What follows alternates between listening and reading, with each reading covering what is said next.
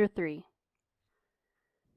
I thought of Sax and his strange instrument, continually wondering what it was intended for, while my fingers twitched to handle it. The old glamour of Sax's companionship was upon me. Again was I ambitious, dauntless, scorning difficulties, confident I could accomplish what he, with all his superior knowledge, had failed to do. Perfect and set in motion the machinery that he had nearly wasted his entire life upon. Anxious to test my ability, positive of success, I lost no time in presenting myself to Sax early the next day. He was hurried when admitting me, and speeded down the hall, bidding me to follow. "Frog sauté," he explained. "And Saunders and Sheldon are here. Know 'em?" "Met Sheldon some time ago, and Saunders last night," I reminded him. So you did, he agreed. "Well, you won't disturb them. They're at it as usual." The two gentlemen were seated at a table, engrossed with a chart between them and deep in discussion, or, more correctly speaking, quarreling. They nodded impatiently as I entered and paid no attention whatever as I seated myself and tried to take a hand in the argument.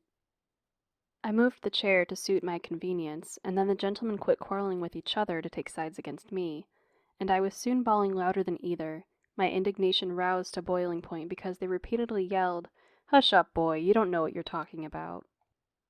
Sax held for peace and passed around something, the flavor of which inspired deep friendship and good fellowship, and amid the jollity he declared I complimented him, always turning up at mealtime. I honestly enjoyed dining with the old boys. We sat in our shirt sleeves and conversed in comfort, time no object and the jokes numerous, whose piquancy only a wit could appreciate. "And for 12 years, I said finally, to no one in particular, you people have been going on like this, easy, careless, comrades always, with the expectation of some day attaining your ambitions." "Yes," answered Saunders, "comrades always, but not idlers. The 12 years have been mightily employed. We have made much progress toward the great end.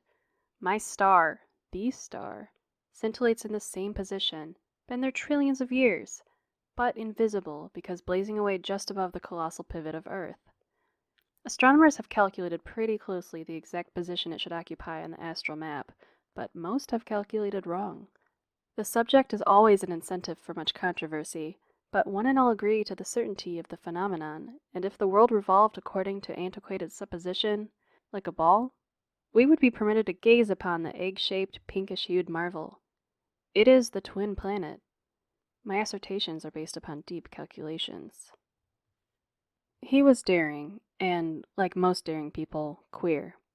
He had joined many expeditions to the north to perfect observations of the polar sphere, but before penetrating very far into the ice regions, something or other had always frightened the life most out of him, and he returned home with the liveliest speed. Sax's other crony was Sheldon, a genial, patient, cool old party, who became excited only when arguing with Saunders. He had a mania for rivers, declaring all bodies of fresh water were fed from an undercurrent which flowed through great arteries, connected with an ocean of fresh water, supposedly located somewhere in the region of the pole. He had completed arrangements to join the next expedition to the north, his intention to explore around for this great freshwater ocean. His arguments were very convincing, and his cool, calm, positive assertions made you almost believe his statements. The man was odd, undoubtedly very odd, and Sax, dear old Sax, the hard-headed professor whom the boys at college dared not play pranks upon, Sax with his wonderful inventive genius and vast researches in scientific regions, this man with the brilliant brain was living in seclusion with a set of cranks, and wasting his life upon the North Pole. He formed no wild theories based upon wilder calculations. It was to discover the unknown summit, and he vowed he would do it before he died. The determination of all three men was inspiring. They had their clientele, of course, and their writings were widely read. Sheldon was famous as a lecturer and ranked high in various geographical societies, who, however, considered his views concerning the vast ocean of fresh water rather as a joke, a side issue, a hobby. He was not taken seriously. Saunders was a scientific writer of renown and referred to as an authority upon the stellar science, but astronomers, while listening gravely, sympathetically, to his learned discourse upon the known but invisible planet, were frankly skeptical, and a daring few challenged him. It was then, Sheldon informed me, that Saunders spunkily made his rushing trips to the north and back again, then stoically issued a new thesis upon the invisible twin world which usually silenced, for a time, his derogators. But Sachs, no one dared exchange witticisms with him. His natural secretiveness and air of mystery he affected made all regard him with awe and boosted him to the celebrity class. His studied aloofness forced continual respect, something few brilliant men have been able to retain. "Spread, air your plans," he said, "and at once you lose interest in them. They never again belong entirely to you. Besides, people shy at you. Hopes keep as invisible as your heart." He was wonderful in his firm belief that he of all men was destined to discover the North Pole. And here, after all my wanderings and bizarre experiences, my strong ambitions and brilliant ideas, I, with my vast wealth and equally vast longings, winded up with this strange trio. But their buoyant confidence attracted me. It was an entirely new atmosphere, permeated with a wild, mystic charm. Saunders's beautiful, invisible star, Sheldon's vast body of limpid fresh water, and the pole, with all the mysteries of the dead portion of the earth surrounding it. Here was a new experience, a grand new experience, unique, enough to satisfy the most blasé. Sheldon and Saunders remained till late, but when Sachs and I were alone, he regarded me keenly, gravely. "As usual," he said, "you have disregarded all advice, flung aside all plans, definite or otherwise, to plunge headlong into— Have you any idea what it is you are about to take up?"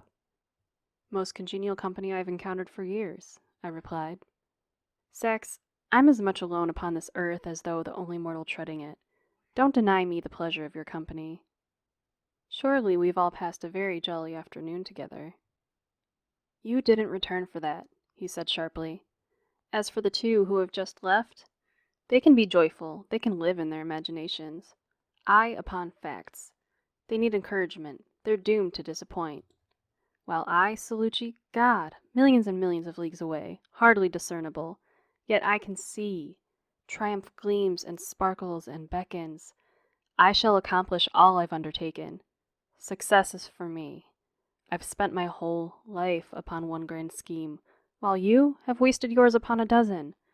You misdirect, waste your vitality, your energy evaporates, you accomplish nothing.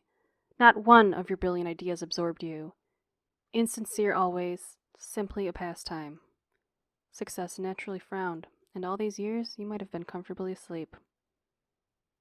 His object in taking this tone I didn't question, but his talking did me a world of good. Ambition fired me.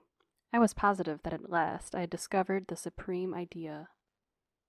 "I've formed no plans for the future," I told him, "and returned to you because I wish to put my new idea in action at once. I've decided to join you. There'll be 4 instead of 3, a gold backing, and there's no such thing as failure. Inform me of every detail of your great scheme. Initiate me into the mysteries of your attic. Sachs, I swear I can perfect your machinery." He stared, his face quite white. This time he did not smile at my boast. We rose together and clasped hands across the table, and he, his voice husky with emotion, murmured, "It is the noblest, grandest scheme ever created. But the end may fease you. Still, I believe you to be sincere this time. May your genius aid you to perfect what I have slaved a lifetime over. Come." Up the narrow, creaking stairs we went. Sachs flooded the place with light, and there was the monstrous machinery with unsightly covering, which he reverently removed, and the masterpiece of steel was revealed in all its glory. The polish of the cylinder and great propeller, which failed to work, was dazzling. The delicate lace tracery wrought in the steel wrung from me a cry of admiration. "Shame, shame, Sachs. What a shame it is imperfect." He shook his head. "It enrages me," he cried vehemently, "to be able to plan a thing like that, then to be devoid of the trick to perfect it. For it will be by chance, a trick I have so far been unable to hit." With delight I placed my hands upon the shining metal, then slowly, deliberately began taking the huge instrument apart. Sax remonstrated wildly and wished to explain, but I knew his explanations would take hours, and his persistence finally so annoyed me, I caught him by the shoulders and rushed him from the room quickly, closing and locking the door. He clamored for admittance and bawled instructions. "I am responsible for all damage," I called through the keyhole. I heard him sigh heavily as I turned away, but became so absorbed with the task that I forgot him. Everybody. I took that machine apart and placed it back together again, I don't know how many times. I was unconscious of fatigue, heedless of time, and after hours of tedious work was courageous and alive with energy. But the strain at last must have dazed me. I was confused when putting the infernal instrument together for the final time, and made the blunder that ended the difficulty. Wheels, shafts, slides seemed to fit easier into sockets. Screws, pins shot into cavities without a rasp. I noticed this, but supposed I was becoming expert, having taken the thing apart so many times. But when the steel monster again towered before me complete, I cussed softly, and for the first time doubted my skill. The beauty, contour of the machine was ruined. I would try it again, of course, but I was a fool to attempt where Sax had failed. Cautiously, I set to work to discover the blunder and accidentally touched the propeller, which suddenly rose and shot into its socket and started all portions of the machine into action. I caught my breath, not daring to believe, then commenced experimenting by uncoupling the brakes. The instrument darted forward several yards without the customary whirring noise which warned the operator of a smash-up. I could have shouted for joy. Sax's machine was perfected. I had succeeded. I discovered the cylinders were partially filled with a peculiar, odorless liquid, and recklessly entered the car and adjusted the lever. The locomotive jerkily responded, and slowly we rolled around the room. I had much difficulty steering clear of the walls and various articles in the way, and became interested, and perplexed, in the regular action of the propeller, which shot in and out as though seeking something to demolish, and at last, for all my care, the diamond prod crashed into a huge square of glass and crushed it to atoms. Then it flashed upon me what Sax's invention was intended for, and in spite of myself I shouted. An answering shout reached me from the landing outside. I sprang from the car and flung open the door. 3 men, wild with excitement, rushed in upon me.